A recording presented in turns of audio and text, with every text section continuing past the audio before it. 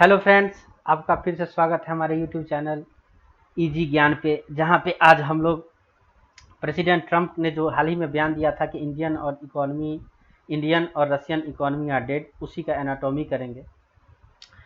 तो देर ना करते हुए सीधे चलते हैं टॉपिक पे। उससे पहले कुछ बैकग्राउंड समझ लेते हैं हमारे नए और कुछ युवा दर्शक के लिए, व्यूअर के लिए।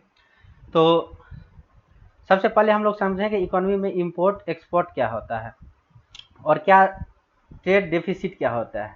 तो किसी भी इकोनॉमी को अच्छे ढंग से चलने के लिए एक्सपोर्ट माइनस इंपोर्ट जो होता है उसका वैल्यू पॉजिटिव होना चाहिए। It means export minus import बराबर पॉजिटिव, और जितना वैल्यू ज़्यादा हो उतना इकोनॉमिक्स के लिए अच्छा है। अमेरिका का 2024 का ट्रेड देखें तो उसका इंपोर्ट एक्सपोर्ट से ज़्यादा है और ट्रेड डिफिसिट 1.29 ट्रिलियन का है। फॉर योर इन्फॉर्मेशन बता दूं कि 1 ट्रिलियन 10,000 बिलियन के बराबर होता है। ठीक, समझ सकते हैं कितनी बड़ी राशि। तो जब सेकेंड प्रेसिडेंशियल इलेक्शन में खड़े हुए तो उन्होंने, जैसे हम लोग के देश में 2014 में एक नारा था अच्छे दिन, उसी तरह उन्होंने एक स्लोगन लिया मागा का, मेक अमेरिका ग्रेट अगेन। इसके तहत इन्होंने मेन जो जोर दिया था वो दिया था कि अमेरिका का ट्रेड डिफिसिट जो है हम लोग कम करेंगे। अब ट्रंप साहब तो ठहरे एक बिजनेसमैन। इन्होंने सिंपल कैलकुलेशन लगाया कि ट्रेड डिफिसिट को कम करना है, मतलब एक्सपोर्ट को बढ़ाना है, और नहीं तो इंपोर्ट को घटा देंगे। तो इंपोर्ट कैसे घटेगा भाई?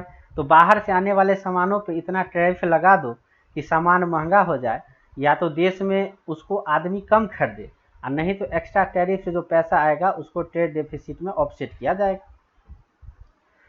तो इसी के तहत इन्होंने नारा दिया था कि जब मैं प्रेसिडेंट बनूंगा तो टैरिफ, पूरा दुनिया पे टैरिफ लगाऊंगा, और टैरिफ जो है सबसे पावरफुल मेरा हथियार होगा देश को कंट्रोल करने के लिए। दूसरा इन्होंने नारा दिया था कि मैं जैसे ही राष्ट्रपति बनूंगा, दुनिया में जो दो मेन युद्ध चल रहे थे, इजराइल और हमास का और रसिया यूक्रेन का, उसको मैं 24 घंटे के अंदर या 7 दिन के अंदर खत्म कर दूंगा। युद्ध तो इनसे खत्म हुआ नहीं, तो उन्होंने एक स्ट्रेटजी अपनाई। सबसे पहले स्ट्रेटजी थी कि रसिया के प्रेसिडेंट पुतिन का इन्होंने हर एक जगह बड़ाई करना शुरू कर दिया कि पुतिन बहुत अच्छे आदमी है, पुतिन बहुत अच्छे आदमी है। फिर भी पुतिन ने इनका बात नहीं माना और युद्ध जारी रखा। फिर उन्होंने आक्रामक नीति अपनाई, रसिया को आए दिन धमकी दे कि 1 महीना के अंदर युद्ध बंद कर दो, नहीं तो बहुत कड़ा रुख अपनाएंगे। रसिया उससे भी नहीं माना, तो फिर हाल ही में कुछ दिन पहले 10 दिन का अल्टीमेटम दिया था, उससे भी उसका जब कुछ नहीं हुआ, इन्होंने रसिया पर प्रेशर डालने के लिए रसिया के allied partner, important allied partner जो है इंडिया, चाइना, ईरान, इस सब पे प्रेशर डालना शुरू किया। चाइना तो इनका बात माना नहीं, तो इंडिया पे इन्होंने निशाना साधा। इंडिया पे निशाना साधने से इनका दो मोटिव जो है पूरा हो रहा था। एक तो इनके अनुसार इंडिया टैरिफ किंग है। इनके अनुसार जो इंडिया जो है इनसे आने वाले सामान पे हाई टैरिफ लगाता है, जिसके कारण अमेरिका इंडिया में एक्सपोर्ट नहीं कर पाता। दूसरा, इंडिया जो है अपना ऑयल रसिया से बहुत ज़्यादा खरीदता है, जो पावर रसिया यूक्रेन पे, जो पैसा रसिया यूक्रेन पे हमला करने में यूज करता है। इसी चीज़ को टारगेट करने के लिए इन्होंने अभी हाल में ही एक स्टेटमेंट दिया, और इंडिया पे प्रेशर बनाने के लिए, रसिया पे प्रेशर बनाने के लिए, कि सबसे पहले तो 30 जुलाई 2025 को इंडिया पे 25% का टैरिफ लगाया, और 31 जुलाई को इन्होंने स्टेटमेंट दिया कि रसिया और इंडियन इकोनॉमी जो है वो डेड इकोनॉमी। एक नज़र इंडिया और यूएस के बिजनेस पे देख लेते हैं। इंडिया और यूएस के बिजनेस में पॉजिटिव साइड इंडिया का है, मतलब इंडिया एक्सपोर्ट जो है ज़्यादा करता है और इंपोर्ट कम करता है। तो इसी चीज़ को अचीव करने के लिए, इंडिया पर प्रेशर बनाने के लिए, ट्रंप साहब ने ये स्टेटमेंट दिया। अब हम लोग उस स्टेटमेंट पे विचार करेंगे कि स्टेटमेंट जो इन्होंने दिया है कि इंडियन और रशियन इकोनॉमी आर डेड, वो क्या सही है, उसके क्या जस्टिफिकेशन होंगे। इसके लिए दोस्तों मैंने 30 साल का डाटा कंपेयर किया है, एक 1995 का और एक 2025 का। इंडियन इकोनॉमी 1991 में ओपन हुई थी, तो 1995 और 2025 30 साल का डाटा है। किसी भी इकोनॉमिस्ट के लिए कहा जाता है, किसी भी देश के लिए 20 साल का अगर इकोनॉमी 20 साल में चेंज हो जाता है, ड्रास्टिक चेंज देखने को मिलता है। अगर आपका पॉलिसी वगैरह सही रहे तो उसका रिजल्ट दिखता है प्रॉपर ढंग से। यहाँ 30 साल का लिया है तो एक कंपेयर करने के लिए अच्छा बेस कहा जा सकता है। तो इसमें हम लोग दो प्रकार के डाटा को कंपेयर करेंगे, एक यूएसए, चाइना, इंडिया, रशिया और बाकी जो इम्पोर्टेंट पावर है देश विश्व में, उनका इकोनॉमी डिस्कस करेंगे। 1995 में क्या था, 2025 में क्या था। तो दोस्तों यूएसए, इसका इकोनॉमी 1995 में 7640 बिलियन था, जो कि 2025 में 30,000 बिलियन के पास पहुंच गया, मतलब 30 ट्रिलियन। इसका बढ़ा 4 गुना। चाइना का 738 बिलियन था 1995 में, 2025 में हो गया 19,000, मतलब 19 ट्रिलियन। इसका इकोनॉमी बढ़ा है 26 गुना, देख सकते हैं। इंडिया की बात कर लेते हैं। इंडिया का 1995 में 360 बिलियन था, 2025 में ये 4000 बिलियन के आसपास पहुंच गया और इसका जीडीपी 1995 की तुलना में बढ़ा 11 गुना। ठीक है, इसी प्रकार हर एक देश का, रसिया का देख लेते हैं, इसका 30 सालों में बढ़ा 6.2 गुना, जर्मनी का 1.8 गुना, जापान का इवन माइनस में चला गया, 0.8 है, मतलब जो जितना था 5500 था उससे 4100 ही हो गया, कम। यूके का 2.9 गुना, अर्जेंटीना का 2.4 गुना। तो इस डाटा को देखने से क्या लगता है कि अभी भी जो है 3 देश जो पिछले 3 साल में सबसे ज़्यादा तरक्की किया है, वो चाइना नंबर 1, इंडिया नंबर 2, रसिया नंबर 3 और अमेरिका नंबर 4 पे। फिर भी ये रसिया और इंडिया के इकोनॉमी को डेड बोल रहे हैं। अब तो एक डाटा ये हो गया। अब ये भी देख लेते हैं। अब यहाँ पे 2 कॉलम में है कि एक डाटा है कि सपोज कीजिए 1995 में अगर यूएस के पास $100 था तो बाकी देशों का जीडीपी कितना था, और 2025 में अगर यूएसए का $100 बेस माने तो उसके तुलना में बाकी देशों का जीडीपी क्या है। अगर मान लीजिए कि यूएस का 1995 में टोटल जीडीपी $100 था, तो चाइना का मात्र 9 रुपया था, 9.7, इंडिया का 4.7 था, रसिया का 4.0, जर्मनी का 34, जापान का 72, यूके का 17, अर्जेंटीना का 3.8। अगर 2025 में आके बात करें तो यूएसए का जो था, फिर अगर 100 बेस माने तो चाइना का हो गया 63, मतलब अगर अभी आप यूएस के पास $100 है तो चाइना का जीडीपी है $63। इंडिया का हो गया 13, 4 से सीधे 13, रसिया का हो गया 6.8, जर्मनी का माइनस में चला गया, देख लीजिए 34 से 15 आ गया।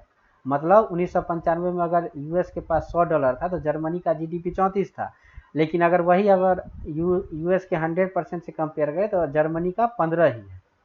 जापान तो बहुत माइनस, 13 पे चला गया है, 72 से। यूके है 17 से 12 पे, अर्जेंटीना है 3.8 से 2.0, पाकिस्तान, खैर क्या पाकिस्तान की बात करें। तो इस डाटा के बेस पे क्या हम लोग कंक्लूजन निकाल सकते हैं कि जो 3 इकोनॉमी बहुत तेज़ी से बढ़ी है पिछले 30 सालों में, वो चाइना, इंडिया और रसिया ही है। तो ट्रम्प साहब का ये स्टेटमेंट कि ये डेड इकोनॉमी है, ये जस्टिफाइड कहीं से लगता नहीं है। इसको और हम लोग थोड़ा और डिटेल में जाते हैं कि अभी इंडियन इकोनॉमी का जो पॉजिटिव चीज़ है वो हम लोग एक बार डिस्कस कर लेते हैं। नंबर 1 पे है, जो बात करें तो अभी इंडियन इकोनॉमी वर्ल्ड में टॉप 5 पे है, बहुत जल्द हम लोग टॉप 4 में पहुंचने वाले हैं और आने वाले सालों में टॉप 3 में भी होंगे, कहा जाता है। कोई कहता है 2027, कोई कहता है 2028, लेकिन कुल मिला के देखें तो टॉप 5 में बने हुए हैं। अभी ग्लोबल ग्रोथ अगर हर एक साल 100 रुपया का हो रहा है तो उसमें हमारा योगदान 16% है, समझ सकते हैं 16%। कि अगर टोटल ग्लोबल ग्रोथ अगर हर एक साल 100% से बढ़ रहा है तो इंडियन कंट्रीब्यूशन 16%, अच्छा कंट्रीब्यूशन। उसके बाद इंडियन इकोनॉमी का ग्रोथ जो है 2025-26 में 6.5% एस्टिमेटेड किया गया है, जो कि यूएस के खुद के 1.9 से बहुत ज़्यादा है और चाइना के 4.8 से भी ज़्यादा है।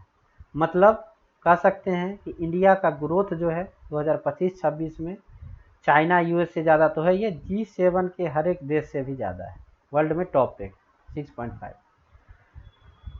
और दूसरा एक इम्पोर्टेंट फैक्टर डिस्कस करें तो इंडियन गवर्नमेंट का जो डेब्ट है वो जीडीपी का 81%, कि 100 रुपया का अगर जीडीपी है तो 81 का डेब्ट है आपके पास, जबकि यूएस का यही 120%। तो क्या ऊपर जो हम लोग ने डिस्कशन किया इससे क्या लगता है, इंडियन इकोनॉमी बहुत अच्छी स्थिति में है? तो इसके रिगार्डिंग भी हम कुछ कंसर्न जो है इंडियन इकोनॉमी का वो देख लेते हैं कि अभी इंडियन इकोनॉमी में चैलेंज क्या है। इंडियन इकोनॉमी का चैलेंज जो है अभी तो सबसे पहले नंबर 1 पे अनएम्प्लॉयमेंट का है, कि अनएम्प्लॉयमेंट जो है ज़्यादा बढ़ रहा है। दूसरा जो है 2014 से पहले हम लोग का एवरेज ग्रोथ जो है 8% था, और हम लोग उम्मीद कर रहे थे कि आने वाले साल में हम लोग 7 से 8% पे प्रोग्रेस करेंगे।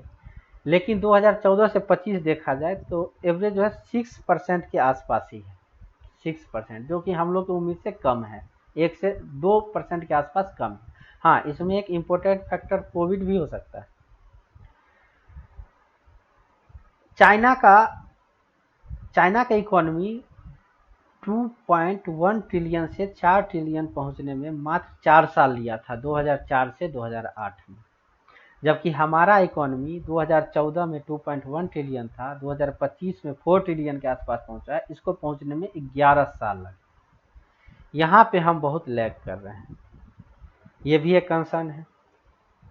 ग्लोबल एक्सपोर्ट, दुनिया में टोटल सपोज कीजिए कि टोटल एक्सपोर्ट हो रहा है 1000 बिलियन का, सपोज कीजिए,